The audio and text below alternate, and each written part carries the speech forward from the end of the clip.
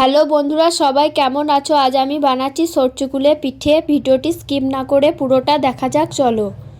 প্রথমে 6 ঘন্টার মতো কলাইগুলো ভিজিয়ে রেখেছিলাম, এবার এগুলো বেটে নেব।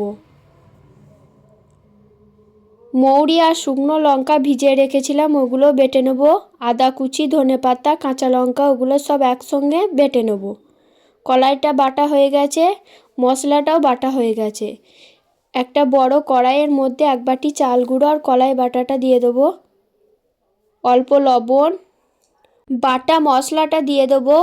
1 চামচ চিনি, অল্প অল্প জল দিয়ে ভালো করে মাখিয়ে নেব।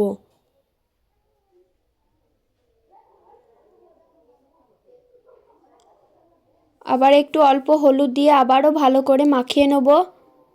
এবার উনুনটা ধরিয়ে নেব। ভালো করে মাখানো হয়ে গেছে, উনুনও ধরে গেছে। এবার তাওয়াটা বসিয়ে অল্প একটু তেল মাখিয়ে নেব। অল্প অল্প করে দিয়ে এই তালের পাতাটা দিয়ে এরকমভাবে গোল করে নেব। এবার ঢাকা দিয়ে দেব। পিঠেটা খুব সুন্দরভাবে হয়ে গেছে, এবার তুলে নেব। একই রকমভাবে সবগুলো করে নেব।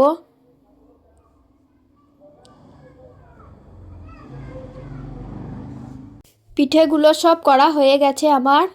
খুব সুন্দর হয়েছে পিঠেগুলো। এই পিঠেগুলো গুড় দিয়ে খেতে খুব সুন্দর লাগে।